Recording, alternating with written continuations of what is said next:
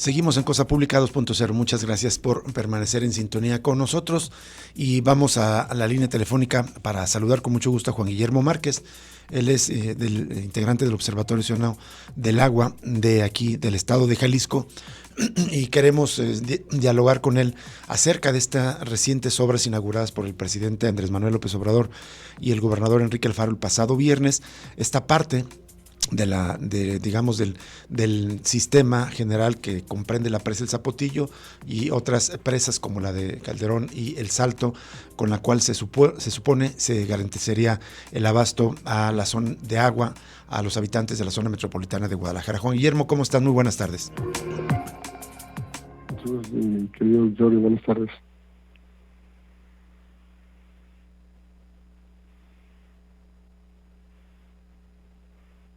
Gracias, Juan Guillermo, por atender esta llamada. Queríamos conversar contigo para que nos digas, por favor, tu análisis, tu lectura acerca de estas obras. En primer lugar, me gustaría que si nos ayudas a comprender de qué se tratan estas obras. ¿Cuál es la red de obras que se inauguraron el pasado viernes? Sí, pues es parte de la solución al proyecto del Zapotillo, ¿verdad? La presa del Salto es una presa que se había construido ya hace unos 30 años casi, y nunca se había utilizado el agua pues para llevarla, salvo de Tepatitlán, que ya tiene unos pocos años que la está utilizando. Entonces el proyecto consta de el llenado de la cortina del Zapotillo hasta 40 metros. Ajá. Con eso almacenaría unos 46 millones de metros cúbicos, y un acueducto que está en construcción, no se termina todavía, para llevarla desde el Zapotillo y descargar en la presa del Salto. Lo que vimos el viernes pasado, pues es apenas la etapa de bombeo de la presa del Salto hacia el arroyo o río Calderón, que alimenta a la presa La Red, y la presa La Red como derivadora pues hará llegar el agua a la presa Luis González Chávez o El Salto, como algunos la conocen, y de ahí pues ya por el acueducto que se había construido hace cerca de 30 años desde la presa Luis González Chávez, pues traer al área metropolitana de Guadalajara, que es la planta potabilizadora San Gaspar. Entonces, es una red, o un conjunto de obras entre presas, acueductos, que pretenden traer esta agua de las cuencas, digamos, de los Altos de Jalisco. Esta obra que se inauguró el pasado viernes está, si bien alimenta, nos dices, en este momento a Tepatitlán, está en el municipio de Valle de Guadalupe, ¿no es así? Sí, el territorio pues lo ocupa en el municipio de Valle de Guadalupe. Nos comentaba el alcalde que ya tiene muy avanzado el trámite para que le doten a la cabecera municipal de 20 litros por segundo, es una cantidad pequeña. Uh-huh. Tepatitlán tiene un título de asignación de 400 litros por segundo. Entonces, hasta ahorita es el único municipio que tiene un título de asignación de agua de la presa del Salto. Acá falta complementar de alguna manera, el decreto de 1995 reserva agua para Jalisco, pero ya en lo particular pues se debe considerar los puntos específicos, que en algún momento pues fue la presa del Zapotillo con la cortina 105. Aquí cabe destacar que con el escenario de la cortina 105, el agua comprometida hacia Guadalajara o ofrecida de alguna manera eran 3 metros cúbicos por segundo, que difícilmente los podría tener por las condiciones pues de lo deprimido de la cuenca, que está subestimada. Entonces, con esta solución garantiza que Guadalajara tenga el acceso al agua del Zapotillo y complementada con la presa del Salto. Solo falta la derogación del decreto del 95, porque si ya León no está en esta ecuación, debe derogarse. se le deberá dotar allá dentro de su territorio la cantidad de aproximadamente 120 millones de metros cúbicos. Y en el caso de Guadalajara tenía un título de asignación de, si mal no recuerdo, eran como 5.6 metros cúbicos por segundo del río Verde antes de la desembocadura hacia el río Santiago.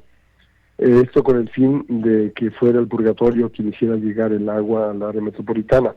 El escenario es distinto, entonces ahí lo que procede, pues se debe sustituir ese título de asignación y se debe ajustar a las condiciones pues en las que se hizo la obra, y se deberá emitir un nuevo decreto, y como lo ofreció en su momento el presidente de la República, se tendrá que redistribuir volúmenes, porque pues hasta el momento prácticamente todo el agua superficial de la cuenca del río Verde, aquí yo destacaría, cuando hablamos de la cuenca del río Verde, no es el caudal que pueda o no llevar el cauce del río, sino es todo el territorio de la cuenca. Entonces, ahí hay una afectación a los derechos de los usos, que siguen del doméstico público urbano, que sería el pecuario, el agrícola, por ejemplo, que esos dos forman parte esencial de la producción de alimentos. Entonces, tendrá que modificarse esto forzosamente, tendrá que regularizar esa parte con un nuevo título de asignación para Guadalajara, a través de esta red, pues, ya lo tenía de la presa Calderón o de Luis González Chávez, pero tendrá que ajustarse a las nuevas condiciones. Y también, pues, vamos como una especie de plan de justicia, diríamos, se le ha solicitado también al presidente que pues se atienda esa demanda que se ha mantenido desde hace varios años, y se le ha comentado en algunas ocasiones al propio presidente, y bueno, una de las recientes, que era el año pasado, él se comprometió a que ese nuevo decreto estaría ya emitido antes de terminar su periodo de gobierno. Está pendiente entonces. Juan Guillermo. Lo vuelve a ratificar el viernes pasado, pero vamos a que se cumpla, vamos a trabajar. Así es. Una pregunta central que me gustaría plantearte es si es cierto, como afirmó el gobernador Enrique Alfaro, se está está divulgando, lo está presumiendo, digamos, esta red de obras y esta inauguración como un hecho histórico, que supuestamente que con esto se pone fin a 40 años de que no había obras para el abasto de agua a la zona metropolitana de Guadalajara, y que además con esto se garantiza el abasto de agua a los habitantes de la zona metropolitana por los próximos 50 años. ¿Es esto cierto? Bueno, la presa Calderón o Elías González Chávez no tiene 40 años en operación, o sea, son mucho menos, son veintitantos, casi 30 años por ahí. Entonces, bueno, ahí hay una falla en la precisión. Lo otro, pues es que no vemos cómo estos 3 metros cúbicos por segundo más el resto de la dotación que tiene la área metropolitana, ¿cómo puede garantizar 50 años el crecimiento del área metropolitana? Yo creo que, ahí pues se está manejando más bien con otras intenciones el tema. No conocemos detalles pues que puedan soportar esta afirmación. Habló el viernes de la meta a corto plazo que tienen para reutilizar agua tratada, aproximadamente unos 5.6 metros cúbicos por segundo. Anunciaba pues lo que en su momento habían inaugurado, esa llamada línea morada, que abastece unos 600 litros por segundo al corredor industrial del Salto. Uh-huh. Pero bueno, o sea, el reuso del agua ayuda definitivamente.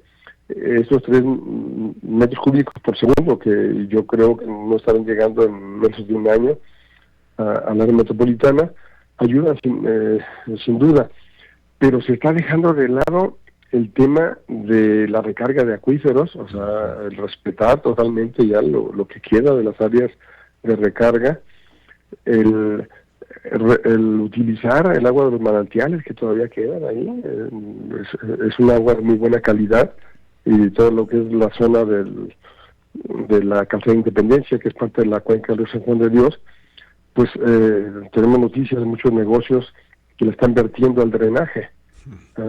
Y el propio cruce ahí de la línea 3 del tren eléctrico, pues está en la misma situación.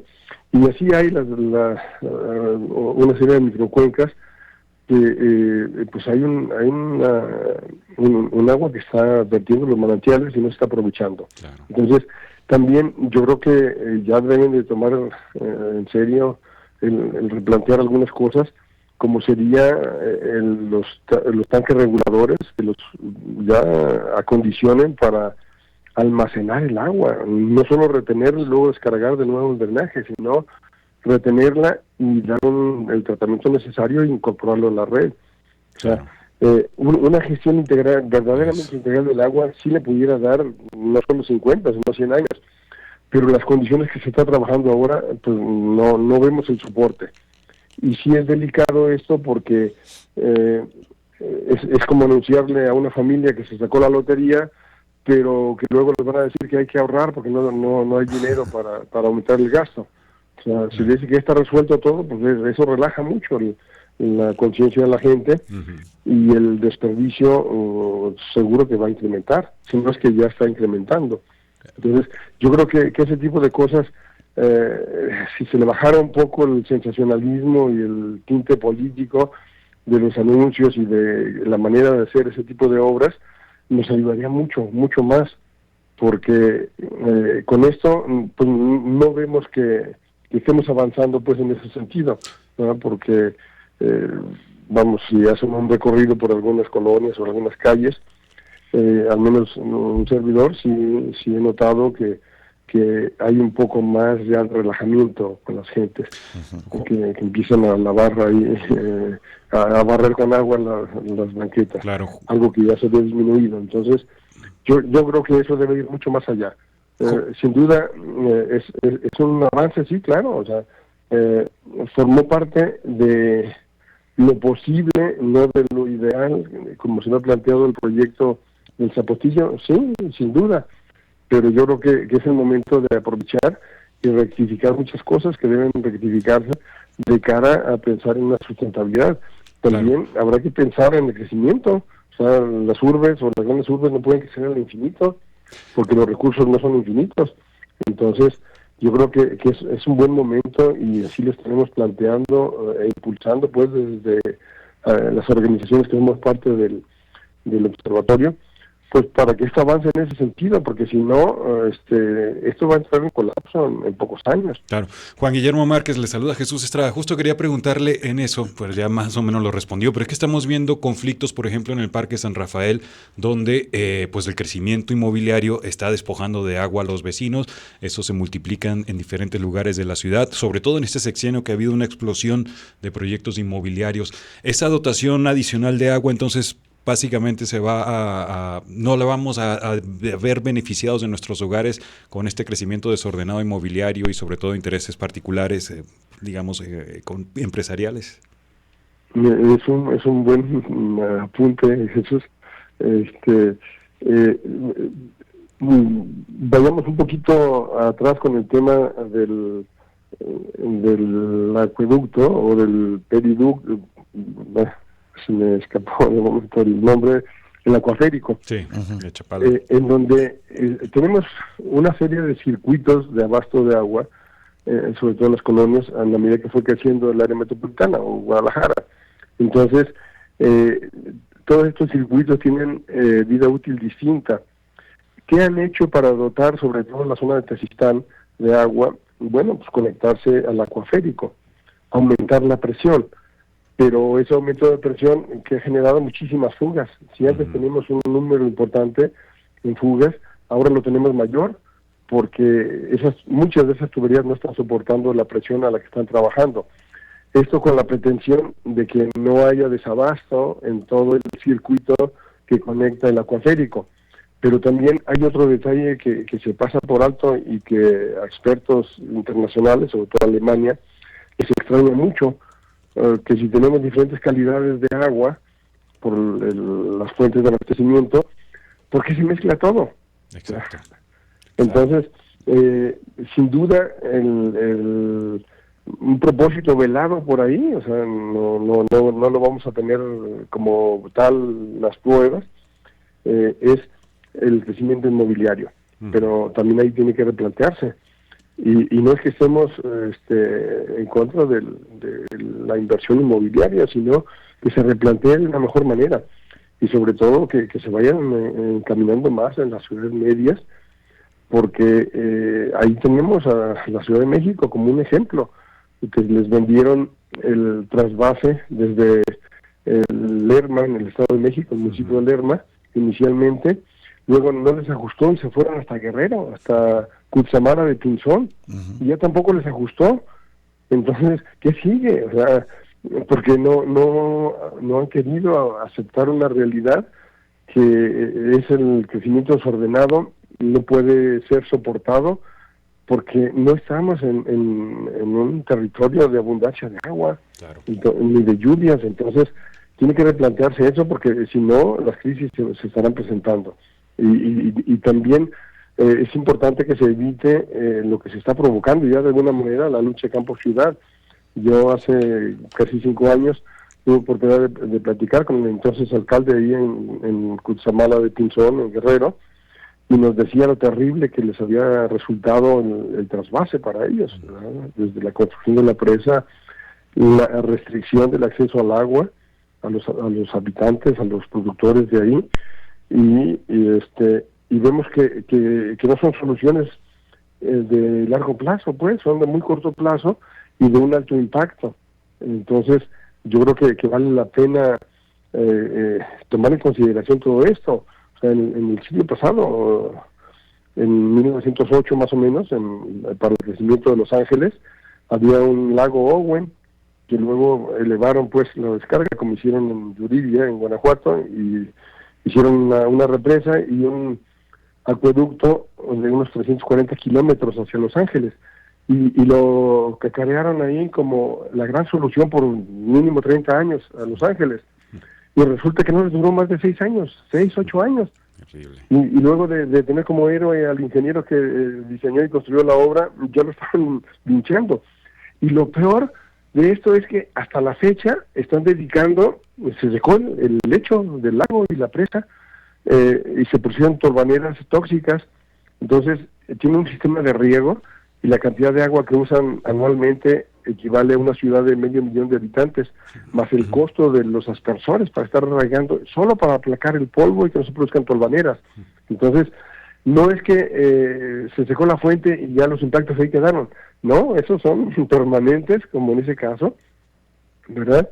Entonces, yo creo que tenemos que reaccionar, aprender, hacer las cosas mejor, porque de lo contrario no va a haber ningún río, ninguna fuente superficial que nos ajuste. Juan Guillermo, una última pregunta de mi parte rápidamente. Otra promesa del gobernador Enrique Alfaro es que, o bueno, del gobierno, es que este año no habrá tandeo gracias a esta obra, tandeo sobre todo en Semana Santa y Pascua. ¿Tú crees que vaya a ser así en lo inmediato ya ese beneficio?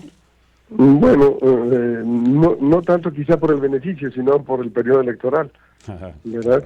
Porque recordemos que sigue en operación el canal de Otequila. Entonces, ahí hay laxitud en cuanto al volumen de agua que se lleva hacia el área metropolitana. Entonces, pueden manejarlo ahí.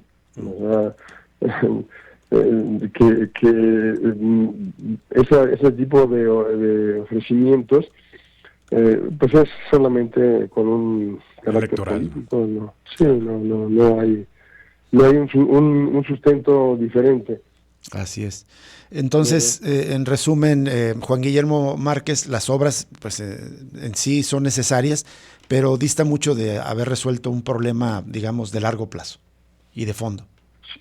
Sí, definitivamente. Es que si no se contempla lo que comentábamos de manera integral, y yo lo llevaría también a lo que ya algunos países en la Unión Europea están haciendo, que es una nueva cultura del agua. Uh-huh.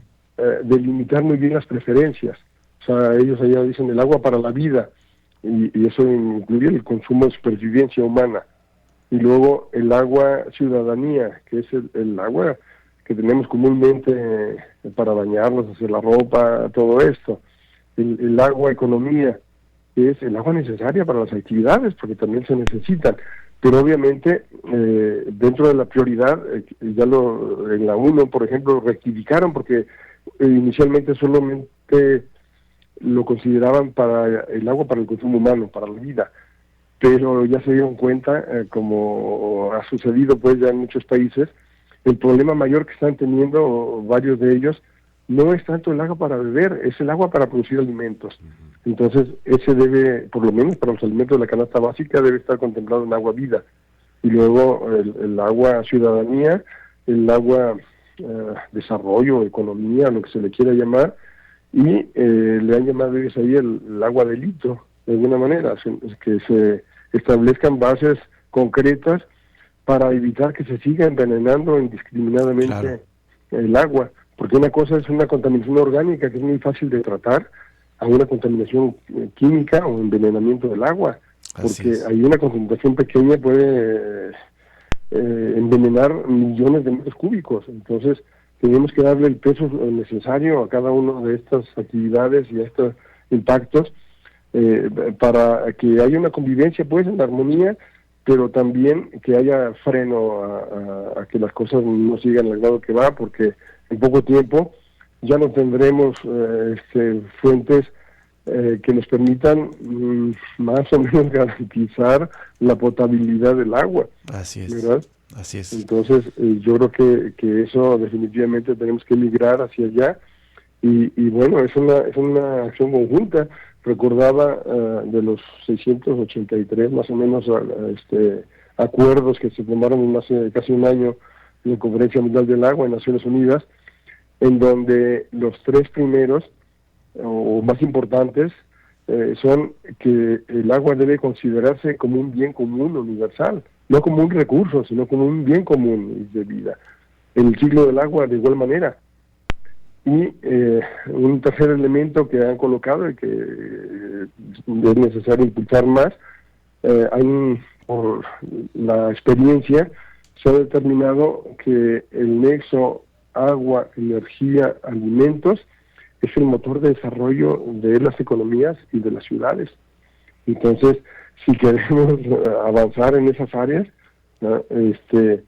Tenemos que trabajar ese nexo, ¿verdad? Y sobre todo con un carácter social, pues, Así más es. que mercantilista. Muy bien. Juan Guillermo Márquez, te agradecemos enormemente que nos hayas tomado esta llamada y nos des tu punto de vista sobre estos temas tan relevantes, tan cruciales para la ciudad. Muchísimas gracias, Juan Guillermo. No, muchas gracias, Rubén, Jesús, y muchas gracias a la auditoría. Gracias, Juan Guillermo Márquez, del Observatorio Ciudadano del Agua aquí en Jalisco, sobre estos asuntos tan relevantes. Vamos a una pausa y regresamos con más información en Cosa Pública 2.0.